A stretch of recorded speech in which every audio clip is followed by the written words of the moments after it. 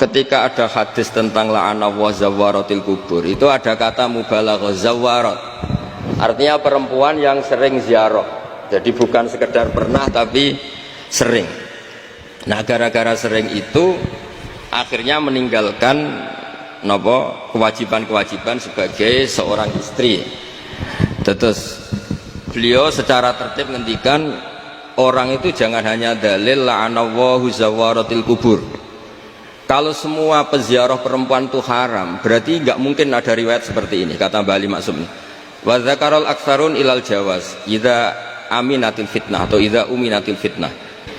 Andai kan semua perempuan itu haram ziarah, Nabi tidak akan menjawab pertanyaan Sayyidah Aisyah, ya Rasulullah, kalau saya ziarah kubur itu baca apa? Serasa latihan moco wong haram. Tapi ternyata Nabi ngajari kuli assalamualaikum ahla diyaril mu'minin. Artinya Nabi membolehkan Sayyidah Aisyah ziarah, dan kita tahu Sayyidah Aisyah tentu perempuan. Wa bima akhrajahu al-Bukhari anan Nabiyya sallallahu alaihi wasallam marra bimra'atin tabki inda qabri sabiyin laha faqala ittaqillah wasbiri al-hadis wa lam yunkir 'alaiha az-ziyarah. Nabi juga sering ketemu perempuan yang menunggui atau ziarah ke makam putranya, Nabi juga tidak mengingkari. Terus diriwayatkan lagi anna Fatimah kanat tazuru qabra ammiha Hamzah kulla Jum'atin. Sayyidah Fatimah juga ziarah ke makam Sayyid Hamzah setiap hari Jumat. Bahwa fatayat atau musliman ibu-ibu ziarah kubur itu ada dalilnya. Sekali dalil ini enggak diungkapkan, sering ada ziarah itu mergo panitiane untuk merjin, untuk orang untuk opah gitu. Terus ada cerita lagi betapa Rasulullah memang Nabi betul. Aisyah itu istrinya paling cantik. Kan yang nyanyi cantik itu hanya Aisyah, Zainab sama Sofia. Kira-kira rivalnya itu. Yang rivalnya itu kira-kira. Ya sebagian ya cantik tapi enggak sekelas ini. Rasulullah itu malam-malam keluar.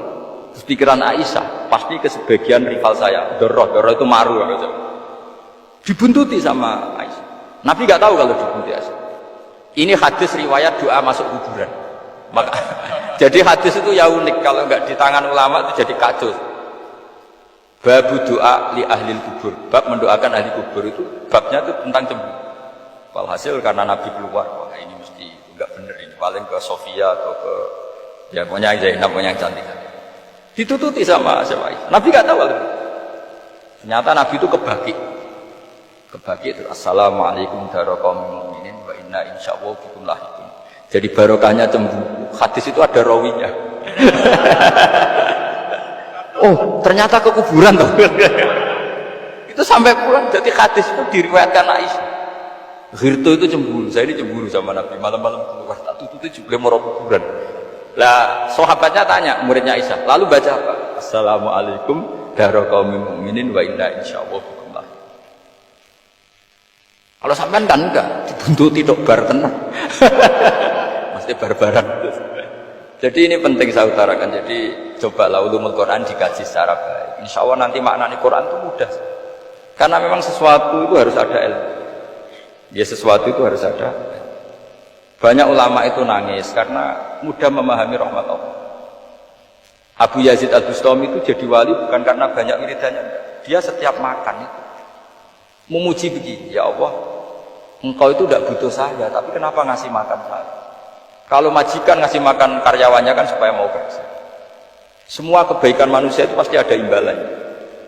Tapi engkau itu tidak butuh apa, kenapa ngasih nikmat kepada manusia padahal engkau tidak butuh? Itu kan aneh betul. Kalau apapun ikhlasnya orang, kalau ngasih itu kan ada mau. Meskipun sudah bilang ikhlas. Oh sudah, tapi kalau Allah itu tidak butuh. Misalnya ada orang nyumbang masjid ikhlas, tetap di hatinya benak Jumatan Pak Quran yang binti, tetap ada kepentingannya. Tapi kalau Allah, sehingga cara mensifati Allah itu luar biasa. Makanya orang jadi wali itu diantara kata Rasulullah, Inna Allaha la yardu 'anil 'abdi idza akalal aklah fa yahmaduhu 'alaiha aw yashruba syarbah fa yahmaduhu 'alaiha. Allah itu sangat ridho.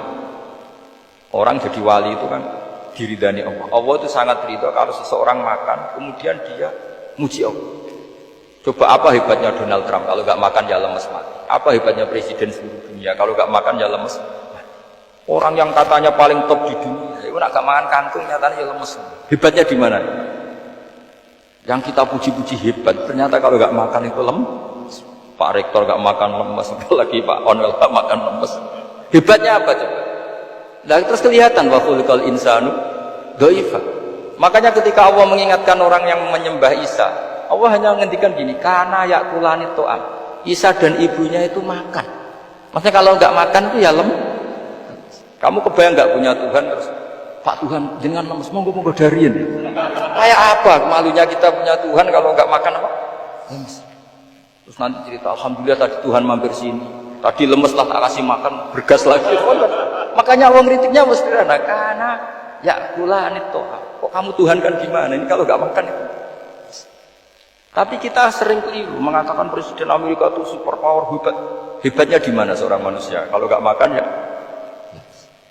Ini makanya Allah ngendikan wa khuliqal insanu dhaif. Sehingga banyak para wali itu dekat Allah ketika makan. Bukan apa karena tadi makannya itu tidak kayak sampai anak makan banyak lahap segala udah gitu. Itu tidak setiap makan ya Allah betapa lemahnya saya. Yang katanya rektor, yang katanya profesor, katanya orang alim kiai, katanya pengurus NU, pengurus Muhammadiyah, ternyata kalau tidak makan lemes. Kerennya di mana lemes?